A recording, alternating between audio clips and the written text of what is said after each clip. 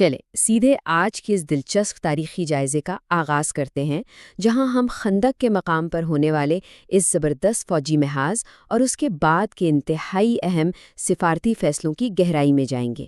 یہ کوئی عام جنگ نہیں تھی، بلکہ تاریخ کا ایک بہت بڑا موڑ تھا۔ اس جائزے میں ہمارا سفر کچھ یوں رہے گا۔ پہلے خندق کا وہ نازک موڑ، پھر اچانک بدلتی ہوئی ہوائیں، بنو قریظہ کا محاصرہ، سعد بن معاذ کا وہ مشہور فیصلہ، اور آخر میں قیادت کے حسن سلوک کی وہ مثالیں جو واقعی حیران کر دیتی ہیں۔ تو پہلا حصہ، خندق پر فیصلہ کن موڑ، ایک ایسا محاذ جس نے اس وقت سب کو ہلا کر رکھ دیا تھا۔ اب ذرا اس صورتحال کے دباؤ کا تصور کریں۔ ایک طرف خندق کے دفاع پر صرف 300 افراد اور دوسری طرف 10,000 کی ایک بہت بڑی فوج۔ یہ صرف کوئی عام ہندسہ نہیں ہے، بلکہ اس سے اندازہ ہوتا ہے کہ اس وقت وہاں کیسا شدید نفسیاتی دباؤ اور خوفناک صورتحال رہی ہوگی۔ اب یہاں سے نعیم بن مسعود کی کمال کی نفسیاتی حکمت عملی کا آغاز ہوتا ہے۔ انہوں نے کیا کیا؟ اسلام قبول کرنے کے فوراً بعد بڑی خاموشی اور مہارت سے بنو قریظہ اور قریش کے اتحاد کے درمیان شک کے بیج بو دیے۔ مطلب تلواروں کے بجائے انہوں نے دماغ کا استعمال کیا اور ایک انتہائی مضبوط اتحاد کو اندر سے ہی کھوکھلا کر کے رکھ دیا۔ واقعی زبردست۔ دوسرا حصہ، شکست کی ہوائیں، ایک ایسی غیبی امداد جس نے دیکھتے ہی دیکھتے جنگ کا پورا نقشہ بدل ڈالا۔ ذرا آنکھیں بند کر کے سوچیں، ہڈیاں جما دینے والی سردی، تیز کاٹتی ہوئی ہوائیں اور خب اندھیرا۔ ایسی خوفناک رات میں دشمن کے کیمپ میں جا کر جاسوسی کرنے کی ہمت کون کرے گا؟ یہ وہ کٹھن اور بظاہر ناممکن مشن تھا جس کے لیے حذیفہ کو اکیلے بھیجا گیا۔ اور جب وہ وہاں پہنچے تو دشمن کے کیمپ کا منظر تو بالکل ہی الگ تھا۔ سب کچھ تہس نہس ہو رہا تھا۔ اتحادی فوج کے رہنما ابو سفیان کی وہ گھبراہٹ ذرا یاد کریں۔ خیمے اڑ رہے ہیں، جانور بھاگ رہے ہیں، ہم ہوا سے نہیں لڑ سکتے۔ اس قدرتی طوفان نے ان کے ہوش اڑا دیے تھے اور ان کے پاس وہاں سے بھاگنے کے سوا واقعی کوئی چارہ نہیں تھا۔ تیسرا حصہ، بنو قریظہ کا محاصرہ۔ بیرونی خطرہ ٹلا تو ایک بڑے اندرونی خطرے کا سامنا کرنا پڑا۔ بنو قریظہ کی طرف جاتے ہوئے راستے میں ایک بہت ہی دلچسپ واقعہ پیش آیا جس نے فقہی اصولوں کی بنیاد رکھی۔ حکم یہ تھا کہ وہاں پہنچنے تک عصر کی نماز نہ پڑھی جائے۔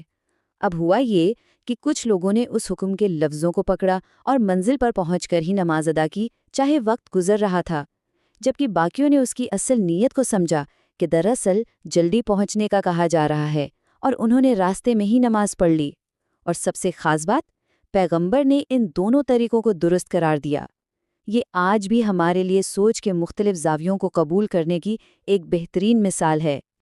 19 دن تک یہ محاصرہ چلتا رہا اور حالات اتنے تنگ ہو گئے کہ قبیلے کے رہنما کعب بن اسد نے اپنے لوگوں کے سامنے 3 انتہائی مایوس کن راستے رکھے۔ یا تو اسلام قبول کر لیں، یا اپنے ہی ہاتھوں اپنے بیوی بچوں کو ختم کر کے ایک آخری خونی حملہ کر دیں، یا پھر سبت کے مقدس دن اچانک دھاوا بول دیں۔ یہ تمام آپشنز اس وقت کی شدید ناامیدی کو ظاہر کرتے ہیں، اور قبیلے نے ان سب کو ماننے سے بالکل انکار کر دیا۔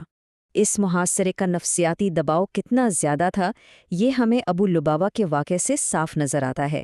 ان سے نادانستہ طور پر بس ایک اشارہ ہو گیا تھا، جس کا مطلب تھا کہ ہتھیار ڈالنے کا انجام موت ہے۔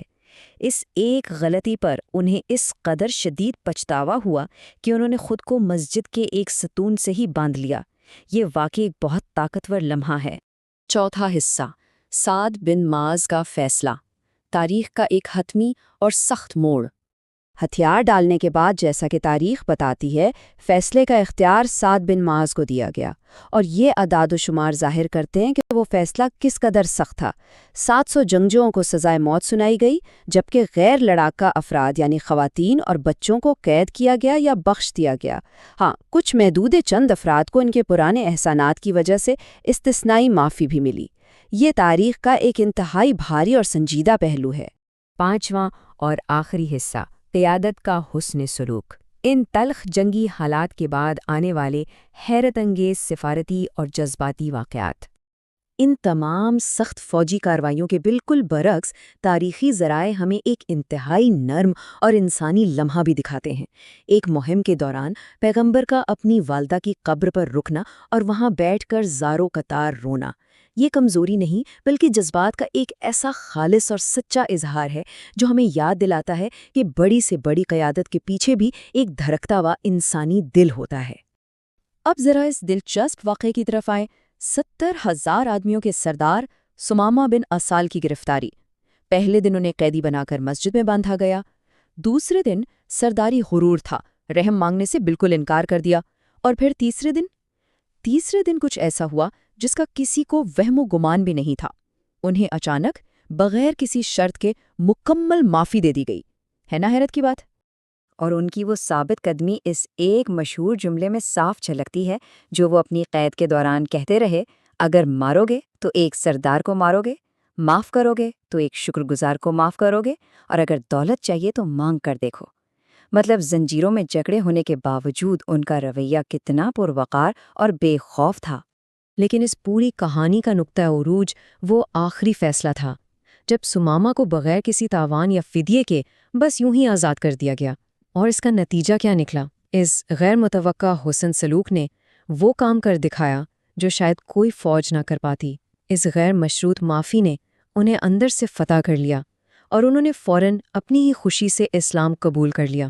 یہ واقعی ایک گیم چینجر لمحہ تھا۔ تو یہ تمام تاریخی واقعات ہمیں ایک بہت گہرے سوال پر لا کر کھڑا کر دیتے ہیں۔ آپ سب کے خیال میں کیا تاریخ میں حقیقی اور دیرپا اثر کسی کو طاقت سے فتح کرنے سے پیدا ہوتا ہے یا پھر غیر متوقع معافی اور حسن سلوک سے؟